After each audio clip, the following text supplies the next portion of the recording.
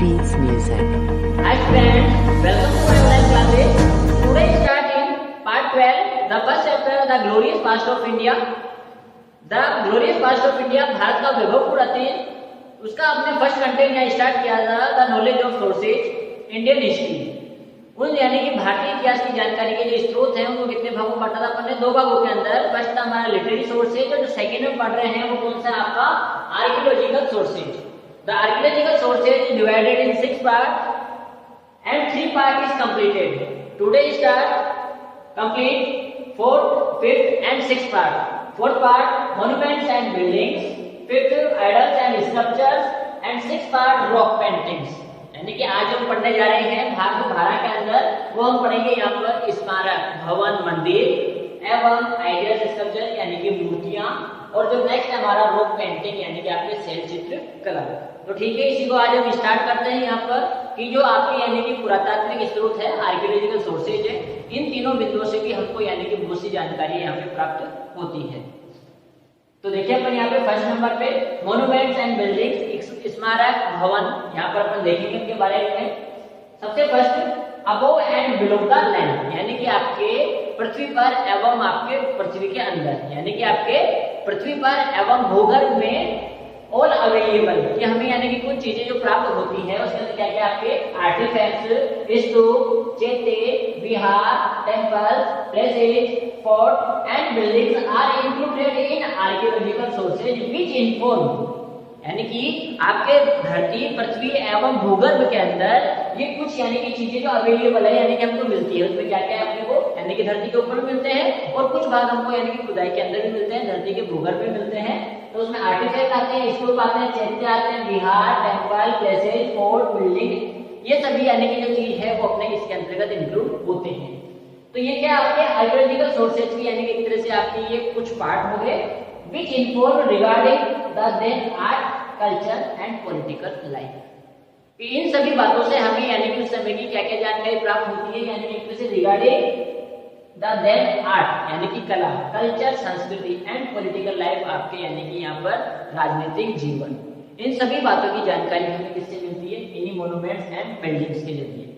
Next from the release of Mohenjodaro and Harappa, कि हमने मोहनजोदारो और हड़प्पा की जो खुदाई की तो we get information of their culture and civilisation. तो उन्हीं से यानी कि इन्हीं यानी कि अवशेषों से ही हमको यानी कि हड़प्पा और मोहनजोदड़ो की यानी कि जो सभ्यता और संस्कृति है उसके बारे में जानकारी मिलती है।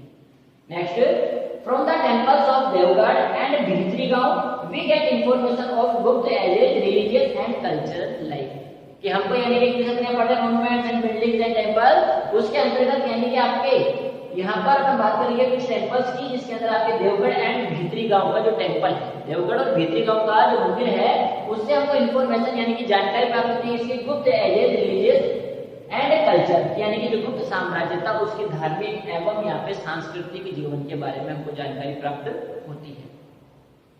तो that complete. Next monuments of Cambodia, यानी कि एक तरह से आपके स्मारक है कहाँ के?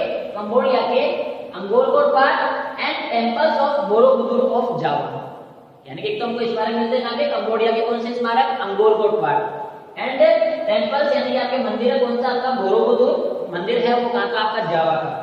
Speak the story of Indian colonial and cultural expansion in the other countries, यानी कि एक तरह से इन्हीं उत्खनन से, इन्हीं खुदाई के कार्यों से हमें यानी कि एक तरह से जो वहाँ पे अवशेष मिले हैं जिससे हमें यानी कि आपके ये जानकारी प्राप्त होती है कि यानी कि भारतीय संस्कृति के यानी कि जो विस्तार था वो विदेशों में भी फैला हुआ था।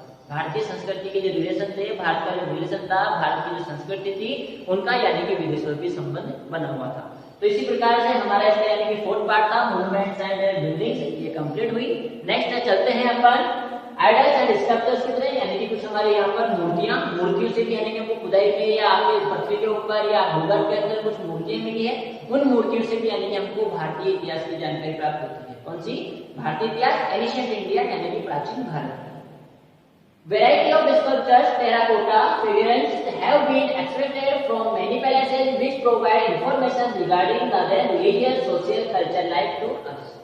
कि जो यानी एक तरह से हमें ये यानी कि वैरायटी मिलती है आपकी मूर्तियों की, जो मूर्तियों की यानी कि वैरायटी, जिसके अंदर एक वैरायटी आपको कौन सी? टेराकोटा, टेराकोटा के यानी कि एक तरह से इस टाइम पे अगर अपन बात करें तो फेमस है जो सबसे ज्यादा वर्तमान में भी यानी कि प्रेजेंट में, तो वो पड़ती है हमारे राजसमंद के अंदर मोलेला। तो मोलेला के अंदर यानी आपके टेराकोटा जो पद्धति है वो आज भी यानी कि एक तरह से वहां पर बनाई जाती है। इसमें जो मूर्तियां बनती है वो यानी कि गधे के गोबर से उसको यानी कि एक तरह से मिक्स करके उसको बनाई जाती है। वो पद्धति कहलाती है कौन सी? टेराकोटा पद्धति। तो उसी के साथ साथ हमको यानी कि इंफॉर्मेशन रिगार्डिंग रिलीजियस यानी कि धार्मिक, सामाजिक और सांस्कृतिक जीवन के बारे में हमको जानकारी प्राप्त होती है किससे? मूर्तियों से। ठीक है, नेक्स्ट पार्ट है हमारा सिक्स पार्ट रॉक पेंटिंग्स यानी कि आपके सेल चित्रकला। तो drawing is a medium of express human life यानी कि एक तरह से जो यानी कि चित्रकला है वो एक माध्यम है यानी कि मानव जीवन के बारे में, मानव जीवन को पढ़ने में या मानव जीवन की जानकारी प्राप्त करने के लिए। इन प्री हिस्टोरिकल टाइम यानी कि आपकी जो प्रागैतिहासिक काल था, ह्यूमन बीइंग डेकोरेटेड यानी कि जो मानव है वो यानी कि सजावट करते थे, देयर ड्वेलिंग्स यानी कि उनके ड्वेलिंग्स हो गया यानी उनके एक तरह से निवास स्थान उनके यानी कि एक तरह से with their having geometrical drawing that is called rock art. कि वो यानी कि अपने जो उनके यानी एक तरह से निवास स्थान थे, जो निवास स्थान भी कैसे बने हुए थे? गुफाओं और कंदराओं के अंदर। वही चीजें उसके अंदर जो उन्होंने पेंटिंग की उसको किस नाम से जाना जाता है? आपके कॉल्ड रॉक आर्ट यानी कि आपके रॉक आपके यानी एक तरह से सेल कला के बारे में उनको जाना जाता है। इसी के चलते हम बात करें कि पहले यानी जो रहते थे यानी कि ये रहते कहाँ थे? जो प्राचीन लोग थे तो आपके यानी प्रागैतिहासिक काल के अंदर जो मानव था वो रहता कहाँ था? तो वो रहता था आपके इसके अंदर रॉक ड्वेलिंग्स यानी कि वो आपके सेल लास्ट्रे के अंदर, इसके अंदर सेलाश्रय में। ये जो सेलाश्रय देखने के बारे में देखेंगे क्या होते हैं। तो during pre historical age man lived in the dense naturally build valleys of the river and caves of the mountain, these were called rock dwellings. यानी कि जो प्राचीन समय के अंदर जो आदि मानव था वो आदि मानव कहाँ रहता था? तो वो यानी कि एक तरह से आपके सबसे पहले इसमें नदी घाटी में, नदियों के बीच के अंदर जो घाटियां बनी होती थी उन घाटियों के अंदर जो कंदराएं बनी होती थी उन कंदराओं में वो रहता था। उसी के साथ में आपके केव्स ऑफ द माउंटेन यानी कि आपके पर्वतों के अंदर, पहाड़ों के अंदर भी यानी कि जो गुफाएं बनी हुई थी जो यानी कि एक तरह से नेचुरली तरीके से बनती थी, उसी के अंदर यानी कि आपके मानव वहां पर अपना जीवन व्यतीत करता था। वहां पर उसका वो निवास स्थान था, उसी को सेलाश्रय यानी कि आपके रॉक ड्वेलिंग्स कहा जाता है। नेक्स्ट आपके लेकिन इनके जो रॉक ड्वेलिंग्स थे इसी के अंतर्गत यानी कि जो आपकी इनकी गुफाएं और जो इनकी यानी एक तरह से कंदराएं थी, इन्हीं की दीवारों और छतों के ऊपर जो पेंटिंग की गई उन्हीं को रॉक पेंटिंग कहा जाता है। तो देखेंगे अपन यहाँ पे rock painting on the ceilings and walls of these rock shelters man made painting contact with different aspect of life which are the called rock painting.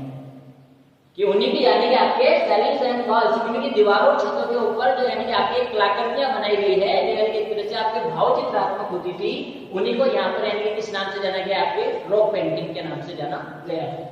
Next अगर यहाँ बात करें अपन ये रॉक पेंटिंग है जो यानी कि फेमस कहाँ की है, तो सबसे पहले अपन देखेंगे Bhimbetka and Panchmarhi. Bhimbetka and Panchmarhi are most famous.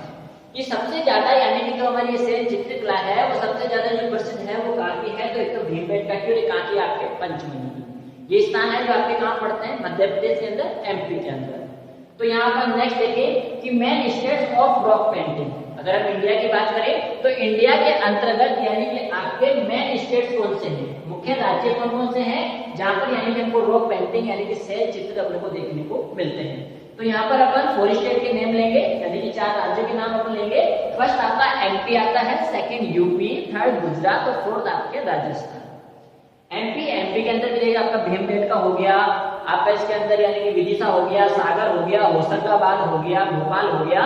ये कुछ मुख्य यानी कि यहाँ पर जगह है जहाँ पर यानी कि हमको एक तरह से ये मिलते हैं सेल चित्र। यूपी के अंदर बात करें तो यूपी के अंदर है आपके यानी कि मिर्जापुर के नाम से। यूपी के अंदर एक स्थान है कौन सा? मिर्जापुर। उसी मिर्जापुर के अंदर हमको यानी कि सेल चित्र देखने को मिलते हैं। नेक्स्ट बात करें हम गुजरात की, तो गुजरात के अंतर्गत भी यानी कि एक तरह से मुख्य रूप से अगर गुजरात की बात करें तो गुजरात के अंदर भी यानी कि आपके एक जगह है जो यानी कि काफी फेमस है सेल चित्र के लिए, और उसका नाम है आपके चंद्रावती। तो गुजरात की जो फेमस जगह हो गई वो कौन सी हो गई? Chandravati. And last state Rajasthan. Rajasthan के अंदर अगर अपन बात करें तो राजस्थान में जो मुख्यतः हमको सेल चित्र देखने को मिलते हैं वो मिलते हैं आपके सबसे सर्वाधिक चंबल नदी घाटी के अंदर। जो जहाँ पर नदी की बात करें तो चंबल नदी घाटी में सर्वाधिक हमको सेल चित्र गुफाओं के अंदर सेल चित्र देखने को मिलते हैं। उसी के साथ साथ हमको यानी कि रावत भाटा कोटा, उसी के साथ साथ आपका यानी कि जयपुर में विराटनगर, बूंदी हो गया, आपका अलवर हो गया, ऐसे स्थानों के ऊपर यानी कि आपको सेल चित्र है वो देखने को मिलते हैं। तो इसी के साथ हमारा जो आज का पार्ट था 12 वो कंप्लीट होता है। और जो यानी कि आपके first chapter the glorious past of India, इसका जो फर्स्ट कंटेंट अपने लिया था the sources of information of Indian history, Indian ancient history की जो यानी कि आपके प्राचीन यानी कि भारतीय इतिहास है उसकी जानकारी हमको मिलती थी। तो उसके दो भाग अपने देखे थे, फर्स्ट हमारा लिटरेरी सोर्सेज और सेकंड था आर्कियोलॉजिकल सोर्सेज। दोनों के दोनों जो कंटेंट है, दोनों जो सोर्सेज है वो हमारे आज कंप्लीट हो चुके हैं। अब नेक्स्ट जो हमारी मुलाकात होगी वो नेक्स्ट क्लास में होगी, जिसका पार्ट होगा आपका कौन सा, फर्स्ट चैप्टर का पार्ट होगा 13, जिसके अंदर हम आपके लिए लेके आएंगे एक बिल्कुल नया टॉपिक।